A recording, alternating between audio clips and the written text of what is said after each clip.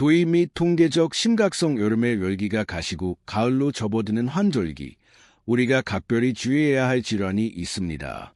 바로 뇌졸중입니다. 통계를 살펴보면 2022년 한 해에만 약 11만 건이 뇌졸중이 발생했습니다. 이는 하루 평균 약 300명의 환자가 발생한다는 뜻이며 더욱 우려되는 점은 환자 5명 중 1명이 발병 2년 이내에 사망한다는 사실입니다. 치명률이 무려 20%에 달하는 것이죠. 뇌졸중 환자의 80% 이상은 60세 이상의 고령층이며 연령이 증가할수록 위험도 또한 상승합니다. 성별로 보면 남성보다 여성의 치명률이 다소 높게 나타나는 경향이 있습니다. 파트 2. 질환의 특성 및 계절적 요인. 이 질환이 정말 무서운 이유는 예고 없이 찾아온다는 점입니다. 뇌혈관 질환으로 응급실을 찾은 환자의 72%가 전날까지 아무런 전조 증상을 느끼지 못했습니다. 과거 어르신들이 이를 중풍이라 불렀던 이유도 마치 태풍이나 벼락처럼 갑작스럽게 닥치기 때문입니다. 특히 요즘 같은 환절기에는 경각심을 가져야 합니다. 겨울철 뇌졸중은 실내의 급격한 온도 차이로 혈관이 수축하며 발생하지만 여름철 역시 안전하지 않습니다. 기온 상승으로 땀을 많이 흘려 체내 수분이 부족해지면 혈액의 점도가 높아져 혈전이 생성되기 쉽기 때문입니다. 혈관에 노폐물이 쌓이는 동맥경화가 진행된 상태라면 지금 같은 시기에 뇌졸중 발병 확률은 더욱 높아집니다. 파트 3. 조기 발견의 중요성 및 예방. 오늘 이 시간에는 여러분의 건강한 노후를 위해 반드시 알아야 할 뇌졸중의 모든 것을 다뤄보겠습니다. 뇌세포는 혈액 공급이 차단되는 순간부터 분당 수백만 개씩 사멸합니다. 따라서 뇌졸중 치료의 핵심은 시간입니다. 하지만 질환의 징후를 미리 파악하고 예방한다면 충분히 막을 수 있습니다. 지금부터 말씀드리는 내용을 잘 숙지하셔서 본인은 물론 가족의 건강까지 지키시길 바랍니다. 우선 유튜브상의 뇌졸중 전조 증상에 대한 다양한 정보가 있지만 가장 핵심적인 5가지를 기억하기 쉽게 정리해 드리겠습니다. 파트 4. 핵심 전조 증상 5가지. 자가진단법. 반드시 기억해야 할 5가지 주요 증상입니다. 첫째, 편측 마비입니다. 갑자기 한쪽 팔다리에 힘이 빠지는 증상인데 양손을 앞으로 뻗었을 때 한쪽 팔이 의지와 상관없이 아래로 떨어진다면 위험 신호입니다. 보행 시 한쪽 다리가 끌리는 현상도 마찬가지입니다. 둘째, 언어 장애입니다. 발음이 어눌해지거나 말이 잘 나오지 않습니다. 맘마, 랄라, 가가 같은 단어를 소리 내어 말해보세요. 혀가 잘 돌아가지 않거나 특히 리을, 받침 발음이 어렵다면 주의해야 합니다. 셋째, 극심한 어지럼증입니다. 단순한 현기증이 아니라 세상이 빙빙 도는 듯한 회전성 어지러움으로 서 있거나 걷기 힘들 정도라면 의심해봐야 합니다. 넷째, 시각장애 및 복시입니다. 사물이 겹쳐 2개로 보이거나 한쪽 눈이 갑자기 안 보이거나 시야의 일부가 커튼을 친 것처럼 깜깜해지는 현상이 나타날 수 있습니다. 다섯째, 안면 마비입니다. 웃을 때 입꼬리가 한쪽만 올라가거나 입을 우하고 오므렸을 때 비대칭이 나타난다면 즉시 조치가 필요합니다. 파트 5. 일과성 뇌허혈 발작, 미니 뇌졸중. 여기서 매우 중요한 포인트가 있습니다. 앞서 말씀드린 증상들이 나타났다가 5분에서 10분 뒤 거짓말처럼 사라지는 경우가 있습니다. 이때 괜찮아졌네 하고 넘어가시면 절대 안 됩니다.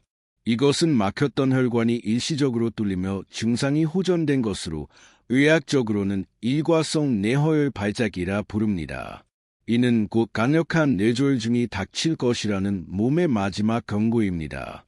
실제로 이런 경고 증상을 겪은 환자의 상당수가 48시간 이내에 심각한 뇌졸중을 겪습니다. 따라서 증상이 사라졌다 해도 안심하지 말고 즉시 병원을 방문해 정밀 검사를 받아야 합니다. 파트 6. 골든타임과 응급대처. 증상이 발생했을 때 가장 중요한 것은 골든타임 확보입니다. 뇌혈관이 막히는 뇌경색의 경우 증상 발현 후 3시간에서 4시간 30분 이내에 병원에 도착해야 막힌 혈관을 뚫는 혈전응해제를 투여할 수 있습니다.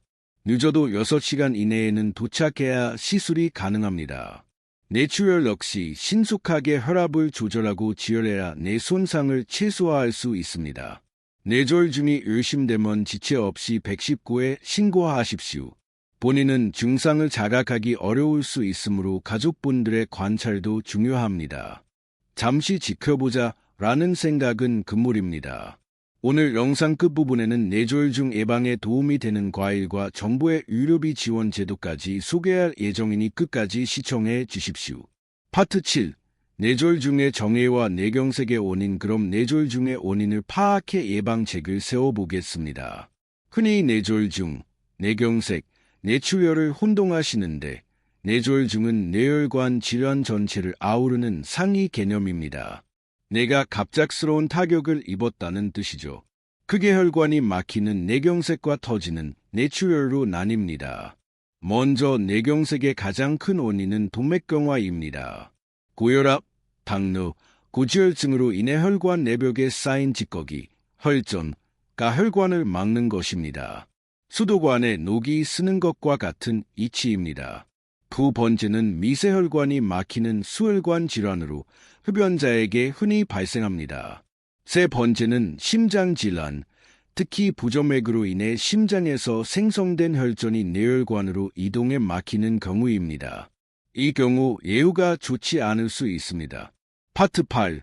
뇌출혈의 원인과 생활습관 관리. 다음은 뇌출혈의 원인입니다. 가장 흔한 것은 고혈압성 뇌출혈입니다. 높은 혈압을 건디지 못한 혈관이 터지는 것으로 낡은 호스에 강한 수압을 가하는 것과 같습니다.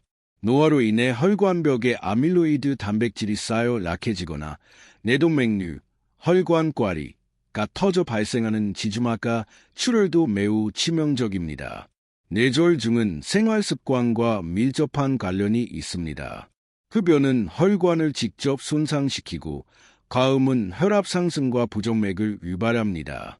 짠 음식, 기름진 식단, 당분 과다 섭취는 고혈압, 고지혈증, 당뇨병을 악화시킵니다. 이 세 가지 기저질환은 침묵의 살인자로 불리며 혈관을 서서히 망가뜨립니다. 따라서 꾸준한 운동과 식습관 관리, 정기적인 검진이 필수적입니다. 위험 인자의 시너지 효과와 관리의 중요성. 검진의 중요성은 아무리 강조해도 지나치지 않습니다.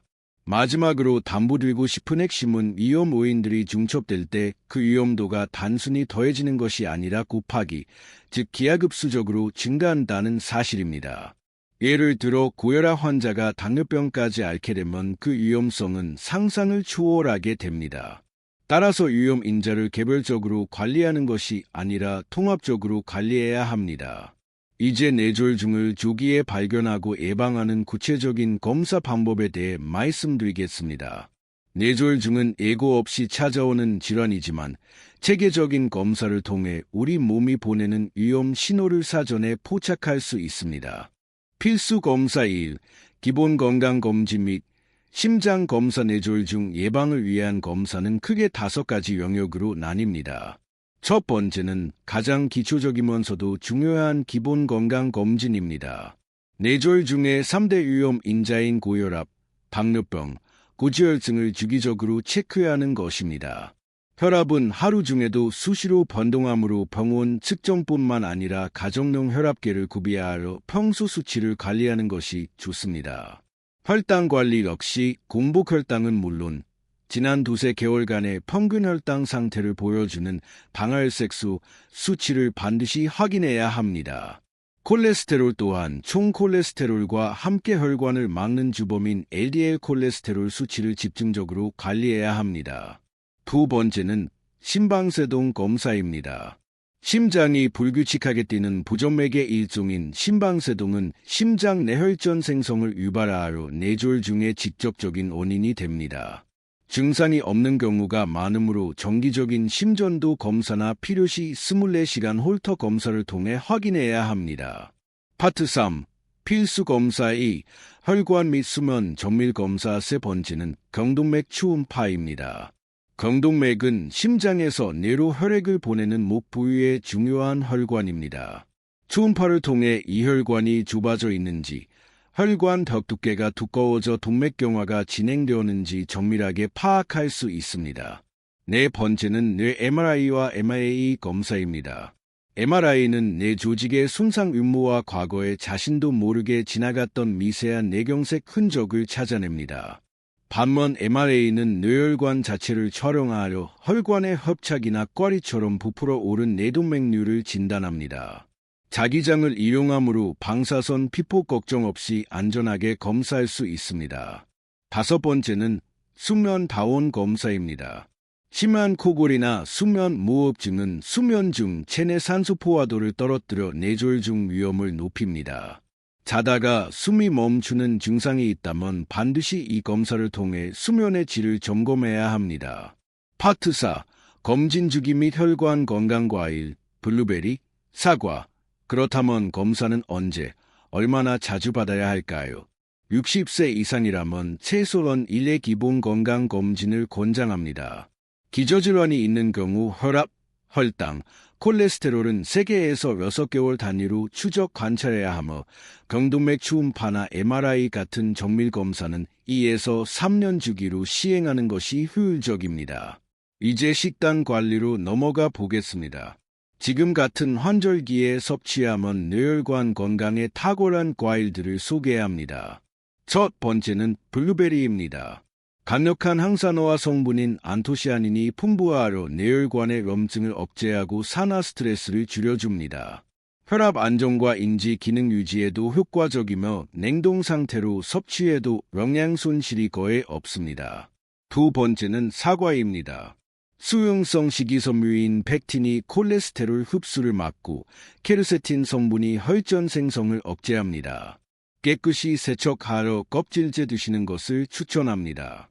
파트 5. 혈관 건강 과일, 감, 배 및 섭취 효능 세 번째 추천 과일은 제철을 맞은 감입니다. 감에 함유된 탄닌 성분은 나쁜 콜레스테롤, LDL, 을 배출시켜 동맥경화를 예방하고 베타카로틴과 비타민C는 혈관 벽을 튼튼하게 만듭니다.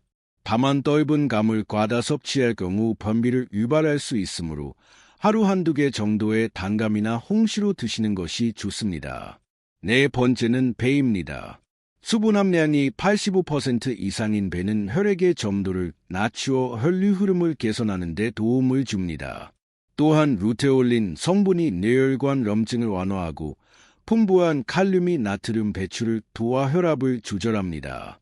소화가 잘 되어 노년층이 드시기에도 부담이 없으며 수용성 식이섬유가 풍부해 대변 활동도 돕습니다. 파트 6. 기타 과일 및 올바른 섭취 가이드 이외에도 비타민C와 플라보노이드가 풍부한 감귤류, 칼륨이 많은 바나나, 혈관 보호 성분인 레스베라트롤이 함유된 포도 등도 뇌졸중 예방에 유익합니다. 핵심은 섭취 방법입니다. 과일은 하루 200에서 300g 정도, 즉 사과 반 개나 배 몇 조각 분량을 꾸준히 드시는 것이 중요합니다. 한 번에 폭식하기보다는 아침, 점심, 저녁에 나누어 섭취하십시오. 주의해야 할 점은 과일 주스보다는 생과일 형태로 드셔야 한다는 것입니다. 주스는 식이섬유가 파괴되고 당분 흡수 속도가 빨라 혈당을 급격히 올릴 수 있습니다. 당뇨병 환자분들은 반드시 주치의와 상의하여 적정 섭취량을 지켜야 합니다. 과일은 보조적인 수단일 뿐 규칙적인 운동과 금은 저희주가 병행되어야 진정한 예방 효과를 볼 수 있습니다. 파트 7. 뇌졸중 환자를 위한 정부 지원제도, 산정특례, 장기요양, 혹시라도 뇌졸중이 발병했을 때 경제적 부담을 덜 수 있는 유용한 정부 지원 제도를 안내해 드리겠습니다. 첫째, 산정특례 제도입니다. 뇌졸중 확진 후 24시간 이내 병원에 도착하여 치료받을 경우 병원 측에서 자동으로 등록 절차를 진행합니다. 이 제도가 적용되면 5년간 병원비 본인 부담률이 기존 30% 수준에서 5%로 대폭 감소합니다. 퇴원 전 등록 여부를 의무과에 확인해 보시기 바랍니다. 둘째, 노인 장기 요양 등급입니다. 뇌졸중 후유증으로 일상생활에 도움이 필요할 때 국민건강보험공단에 신청할 수 있습니다. 등급 판정을 받으면 요양보호사 방문 서비스나 데이케어 센터 이용 시 비용의 85에서 100%를 지원받을 수 있습니다. 전화 1577-1000 나 방문을 통해 가족이 대리 신청 가능합니다. 파트 8. 장애 등록, 의료비 지원 및 마무리 셋째, 장애 등록기입니다. 발병 6개월 이후에도 후유증이 남을 경우 주소지 주민센터를 통해 뇌병변 장애 등록을 신청할 수 있습니다. 등급에 따라 세제 혜택 및 각종 감원, 서비스를 받게 됩니다. 넷째, 의료비 지원 제도입니다. 경제적 어려움이 클 경우 병원 내 사회복지실, 지자체의 긴급 의료비 지원, 건강보험공단의 재난적 의료비 지원 사업을 활용할 수 있습니다. 병원 사회복지사, 주민센터, 건강보험공단 이세 곳이 핵심 창구임을 기억하십시오. 이러한 제도를 이용하는 것은 세금을 납부한 국민의 정당한 권리이므로 주저하지 말고 적극적으로 도움을 요청하시기 바랍니다. 오늘 긴 시간 동안 뇌졸 중의 예방부터 사유 지원까지 알아보았습니다. 전조 증상, 마비, 언어 시각장애, 어지럼증, 의숙제하고 골든타임을 지키며 평소 꾸준한 검진과 관리로 건강을 지키십시오. 이 정보가 여러분과 가족의 생명을 지키는 데 도움이 되기를 바랍니다. 감사합니다.